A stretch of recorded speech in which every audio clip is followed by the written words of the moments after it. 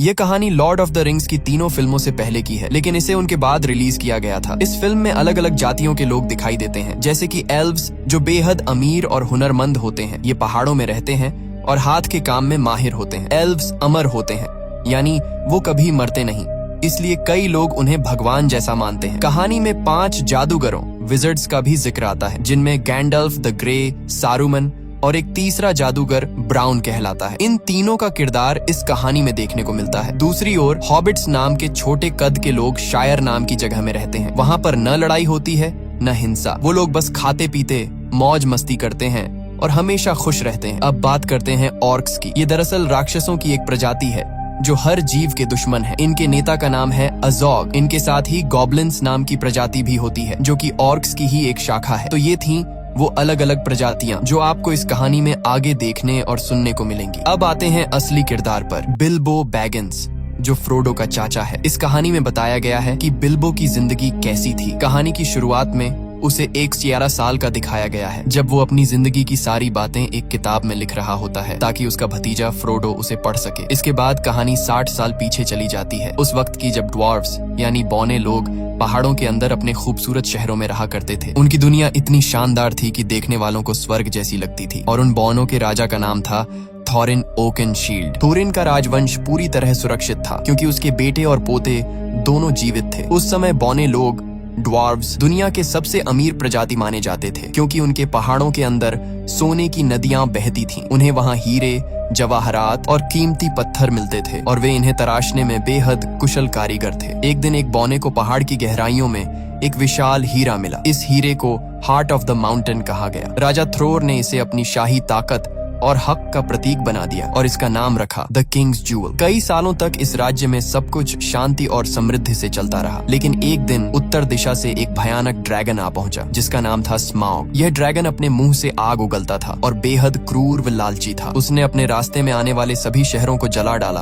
और फिर उस पहाड़ में घुस गया जहाँ बौने रहते थे। उसने सारा सोना और खजाना अपने कब्जे में ले लिया, अपनी लालच और शक्ति दिखाने के लिए। इस हमले में वह कीमती हीरा हार्ट ऑफ द माउंटेन यानी राजा का हीरा एरेबोर भी खो गया। जो बौने कभी सोने के साम्राज्य के मालिक थे, अब बेघर और बेसहारा बन गए। स्माउग नाम का वो ड्रैगन पूरे इलाके पर राज करने लगा और सारे बौनों को पहाड़ों से भागना पड़ा। इसी दौरान एल्व्स की सेना वहां पहुंची। राजा थ्रोर का पोता थ्रेन उनसे मदद की भीख मांगता है, लेकिन एल्व्स ने मदद करने से इनकार कर दिया। उनके राजा को डर था कि अगर उन्होंने कुछ किया तो उनके लोग ड्रैगन के क्रोध का शिकार हो जाएंगे, इसलिए उन्होंने मुड़कर देखना तक गवारा नहीं किया। इसके बाद बौने पूरी तरह बेघर हो गए। वो जंगलों में भटकने लगे और राजकुमार थॉरिन को इंसानों के लिए मजदूरी तक करनी पड़ी। जो लोग कभी सोने के महलों में रहते थे, वो अब दर दर की ठोकरें खाने लगे। इस तरह वो बौने जो कभी स्वर्ग जैसी जगह पर रहते थे, अब हमेशा के लिए अपना घर और राज्य खो बैठे। कई साल इसी तरह बीत गए। फिर एक दिन जादूगर गंडाल्फ द ग्रे ने बिल्बो बैगिंस के घर पर एक अजीब सी पार्टी रखी, जिसके बारे में बिल्बो को खुद कुछ पता नहीं था। उस रात 13 बौने,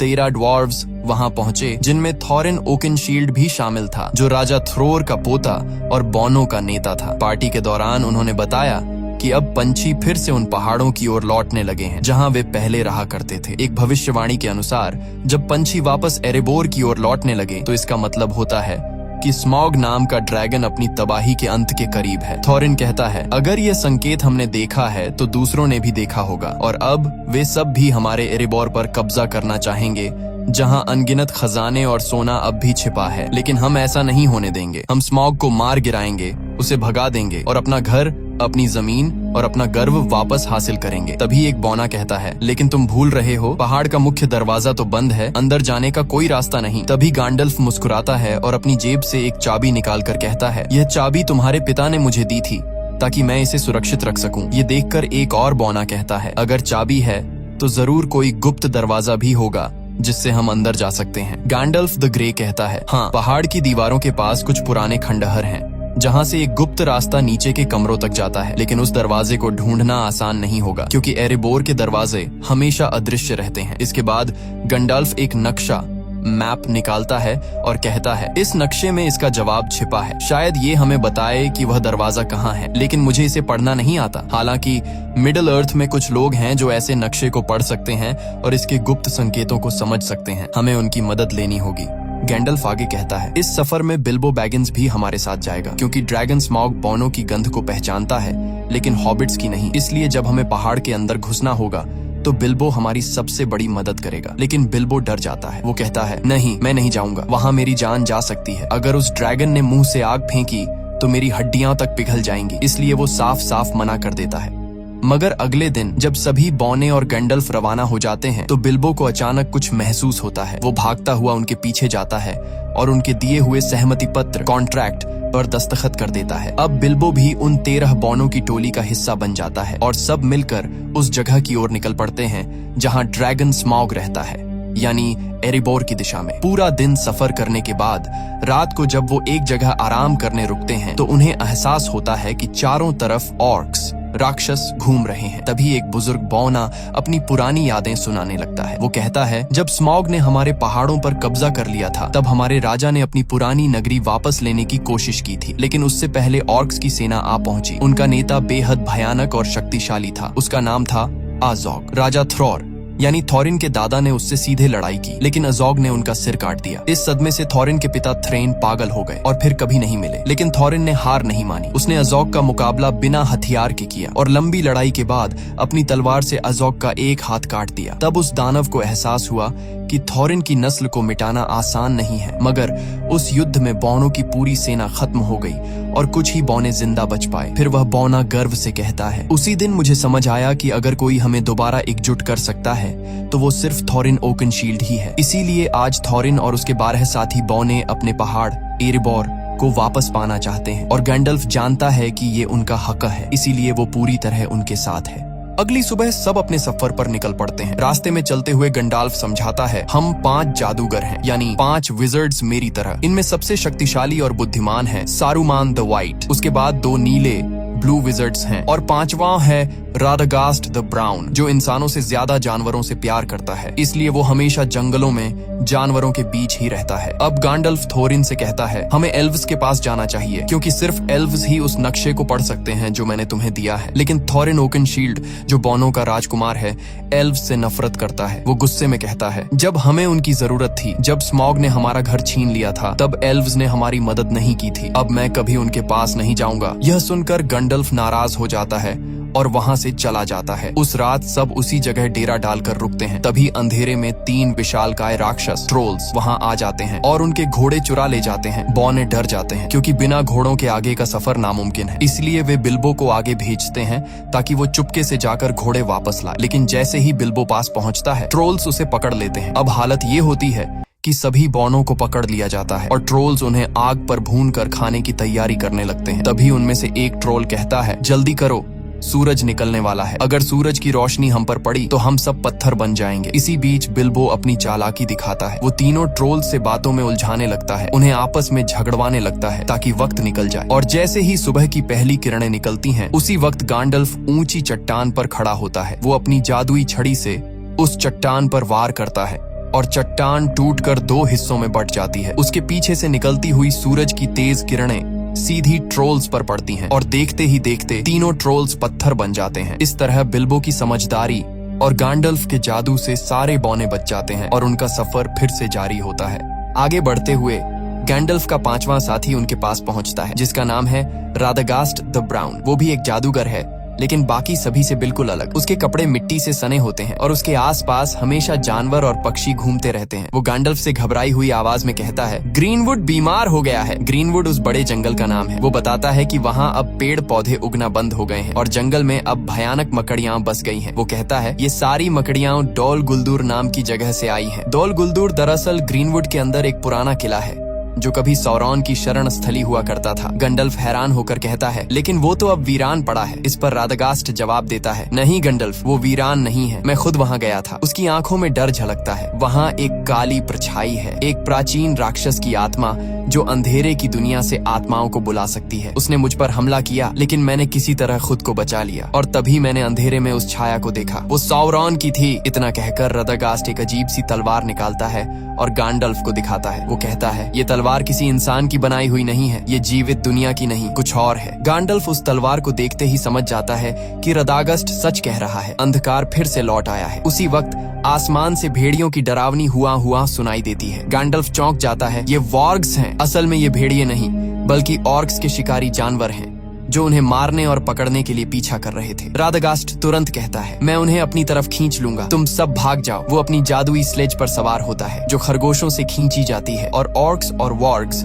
उसका पीछा करने लगते हैं। इधर गैंडल्फ और बाकी बौने भागते हुए जमीन के नीचे बने एक सुरंग में घुस जाते हैं। पीछे से वॉर्ग्स उन पर झपटने ही वाले होते हैं, लेकिन वो सब किसी तरह सुरंग के अंदर गायब हो जाते हैं और फिलहाल के लिए अपनी जान बचा लेते हैं। तभी अचानक वहाँ एल्व्स आ पहुँचते हैं, तेज, खूबसूरत और बेहद घातक। कुछ ही पलों में वो सारे ऑर्क्स को खत्म कर देते हैं। इस लड़ाई से बचते हुए बौने, गैंडाल्फ और बिल्बो एक अंधेरी गुफा से निकलकर पहुँचते हैं एक जादुई और रहस्यमयी जगह, रिवेंडेल यानी एल्व्स की धरती। यही वो जगह थी जहां जाने का बिल्बो बैगिंस हमेशा से सपना देखता था, लेकिन थोरिन को वहां जाना बिल्कुल पसंद नहीं था। वो एल्व्स से नफरत करता था क्योंकि जब उसके कबीले को उनकी सबसे ज्यादा जरूरत थी तब एल्व्स ने मदद करने से इनकार कर दिया था। फिर भी गैंडाल्फ की मनाने पर थोरिन और बाकी बौने वहां जाने के लिए तैयार हो जाते हैं। एल्व्स उनका स्वागत करते हैं और उसी वक्त गैंडाल्फ थोरिन से कहता है कि वो नक्शा उसे दे दे ताकि वो इसे एलरॉन्ड यानी एल्व्स के राजा को दिखा सके। थोरिन पहले तो हिचकिचाता है लेकिन आखिरकार मान जाता है। जब एलरॉन्ड नक्शे को ध्यान से देखता है तो उसे उसमें एक गुप्त संदेश दिखाई देता है। वो बताता है कि ड्यूरिन डे पर तुम्हें ग्रे स्टोन के पास खड़ा होना होगा और वहीं से तुम्हें वो गुप्त दरवाजा दिखाई देगा जो केवल एक खास चाबी से ही खुलेगा। वो आगे समझाता है कि ड्यूरिन डे वो दिन होता है जब पतझड़ का आखिरी चांद और सर्दी का पहला सूरज एक साथ दिखाई देते हैं और वो दिन बहुत जल्द आने वाला है। लेकिन एलरॉन्ड उन्हें चेतावनी देता है, तुम ही अकेले नहीं हो जो उस जगह पर नजर रखे हुए हो। बहुत से लोग वहां पहुंचने की कोशिश कर रहे हैं। और तभी वहां प्रकट होता है एक और शक्तिशाली जादूगर, सारुमन द व्हाइट, जो ताकत में गैंडाल्फ के बराबर है। सारुमन गैंडाल्फ से कहता है, हमें उन पहाड़ी रास्तों पर नहीं जाना चाहिए जहां ड्रैगन स्मॉग सो रहा है, क्योंकि वो पिछले 60 सालों से गहरी नींद में है। अगर वो जाग गया तो ये पूरी दुनिया राख में बदल जाएगी। लेकिन तभी यूनिकॉर्न्स कहते हैं, अगर स्मॉग जाग गया और उसने दुश्मनों के साथ हाथ मिला लिया तो तबाही ऐसी होगी जिसकी इंसान कल्पना भी नहीं कर सकता। वे गैंडाल्फ को सब कुछ बताते हैं जो रैडगास्ट यानी 5वां और भूरा जादूगर पहले ही बता चुका था, लेकिन सारुमन उनकी बातों पर यकीन करने से इनकार कर देता है। तभी एलरॉन्ड एल्व्स का राजा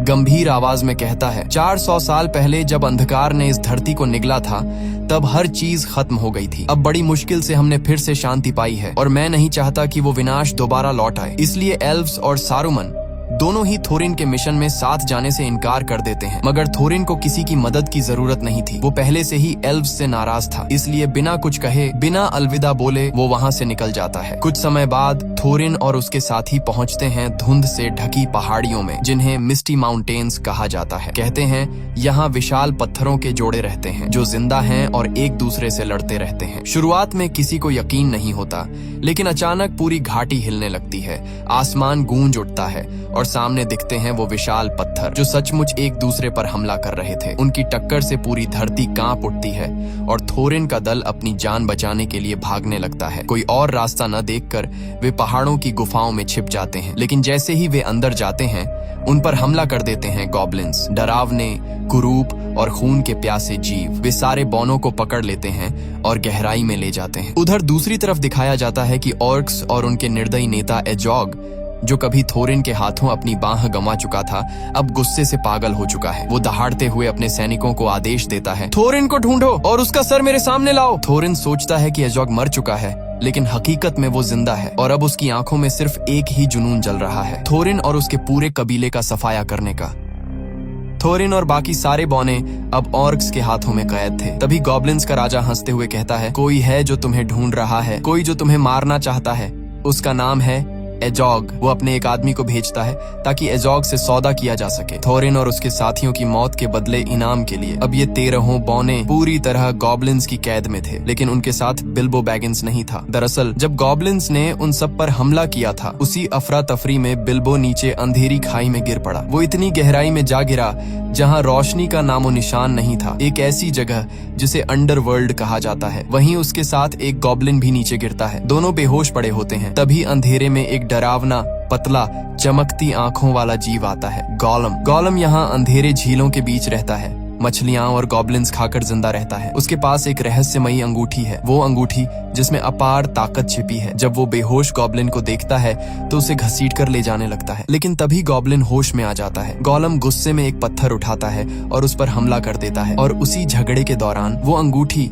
उसकी सबसे कीमती चीज, उसके जेब से गिर जाती है। दूर कोने में छिपा बिल्बो ये सब देख रहा होता है। वो धीरे से आगे बढ़ता है और वो अंगूठी उठाकर अपनी जेब में रख लेता है। उसे पता नहीं था कि उसने अभी अभी पूरी दुनिया की किस्मत अपने हाथों में ले ली है। लेकिन अब बिल्बो के सामने नई मुसीबत थी। इस अंधेरी जगह से निकलने का रास्ता उसे मालूम नहीं था। तभी सामने से वही डरावना गोलम आता है। उसकी आंखों में खून उतर आया था। वो बिल्बो को देखकर गुर्राता है और कहता है, माय प्रेशस, तू यहाँ क्या कर रहा है? वो बिल्बो को मार डालना चाहता है, लेकिन बिल्बो हिम्मत दिखाता है और कहता है, ठहरो, चलो एक खेल खेलते हैं। अगर मैं तुम्हारे सारे पहेलियों के सही जवाब दे दूं और तुम मेरी पहेली न सुलझा सको तो तुम मुझे बाहर का रास्ता दिखाओगे।